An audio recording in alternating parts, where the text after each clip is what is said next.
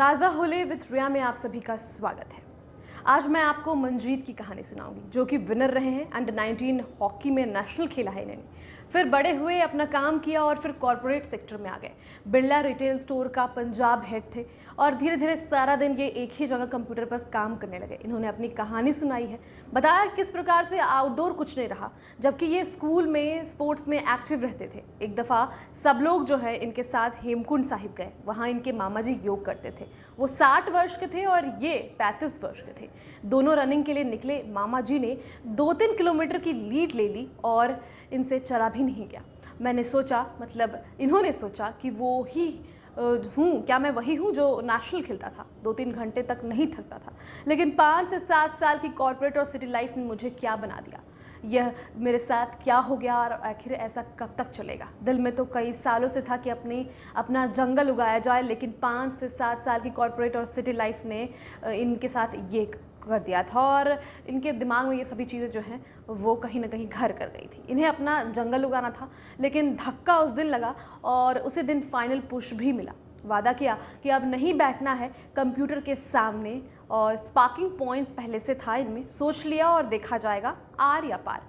पंजाब के फतेहगढ़ साहिब में इनके पास कुछ ज़मीन पहले से थी और इसको लेकर प्लान करना शुरू किया। दिमाग में यही था कि अब कंप्यूटर और सिटी लाइफ छोड़कर फिजिकल काम करना है। मुश्किलें तो बहुत आएंगी और शुरू से ये अकेले ही रह गए।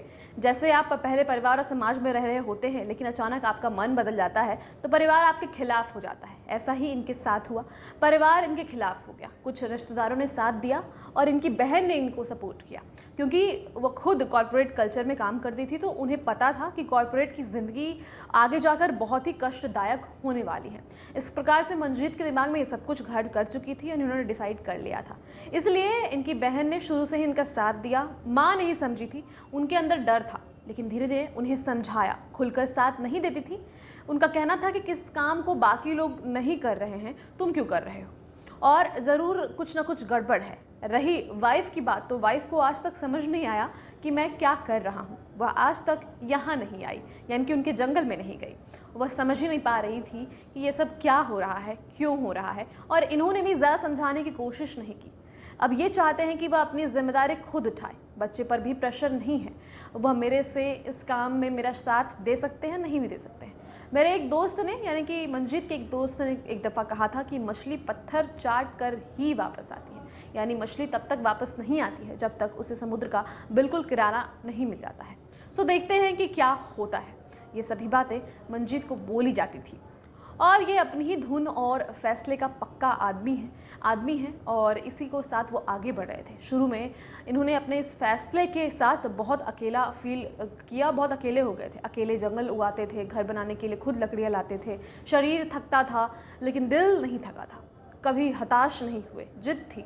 और इनके परिवार और समाज नहीं रहा, लेकिन यह अलग तरह का समाज है। शहर वाले समाज में सिर्फ मानव और मानव होते हैं, जबकि इस समाज में मानव, हरियाली, जानवर सब हैं। धीरे धीरे दिल इनका लगने लगता है और कि हमारी भी कम्युनिटी है, ये अलग ही कम्युनिटी में चले गए। शुरू में लगता था कि कट गए, फिर धीरे धीरे अपने जैसे लोग मिलने लगे जो कुछ नया सीखना चाहते थे, रैट रेस से बाहर निकलना चाहते थे। आज हालात ऐसे हैं कि हर वीकेंड पर इनके जंगल को देखने, यहाँ वक्त बिताने के लिए कॉर्पोरेट लोग आते। शुरू में यही लोग बोलते थे कि क्या कर रहे हो, यह क्या लाइफस्टाइल है। जैसे जैसे करते हैं समझ में आता रहा। बाकी परिवार को आप समझा सकते हैं।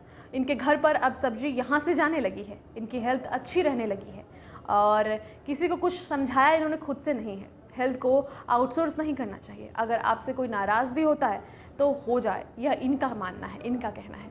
सिटी और जंगल की लाइफ में फ़र्क तो है और यह लाइफ इतनी आसान नहीं, टफ है, लेकिन कुछ साल बाद फ्लो में आ जाती है। हेल्थ गई तो बाकी सारा सिस्टम हिल जाता है। बाकी सिस्टम हिल जाए लेकिन हेल्थ रह जाए तो बाउंस बैक कर सकते हैं, आप कुछ भी कर सकते हैं। हाँ, इस जंगल के लाइफ में एक रात में रिजल्ट नहीं आता, टाइम लगता है, बहुत काम करना पड़ता है। बहुत टाइम इन्हें भी लगा, फैसला लेने में 10 साल लग गया, लेकिन अब सब फ्लो में आ रहा है। मुझे सिटी के, मतलब मनजीत का कहना है कि मुझे सिटी के सिर्फ मोनोकल्चर वाले इंसानों की समाज की ज़रूरत नहीं, क्योंकि यहाँ मेरा अपना समाज बनता जा रहा है। यहाँ तक कि मेरे बाद मुझे देख कॉर्पोरेट से 3-4 दोस्त यहाँ ज़मीन खरीद ली है और जंगल उगा रहे हैं।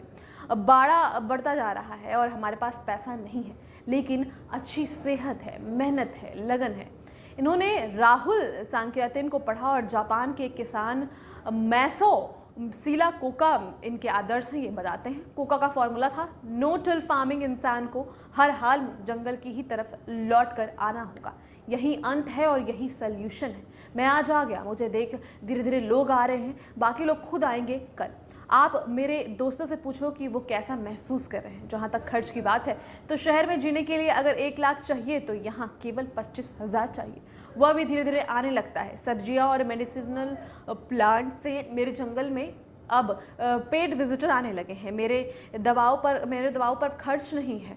तो ये थी मोहनजीत धालीवाल की कहानी, जो अब जाने माने फॉरेस्ट ग्रोवर हैं। पंजाब के फतेहगढ़ साहिब में 5 एकड़ ज़मीन को फूड फॉरेस्ट के रूप में इन्होंने तब्दील कर लिया है। इनकी कहानी हमने आपको इनकी ही जुबानी आज सुनाई। फिलहाल आज के इस एपिसोड में इतना ही। कल फिर ताज़ा होले के एक नए एपिसोड में मिलेंगे। बहुत बहुत धन्यवाद।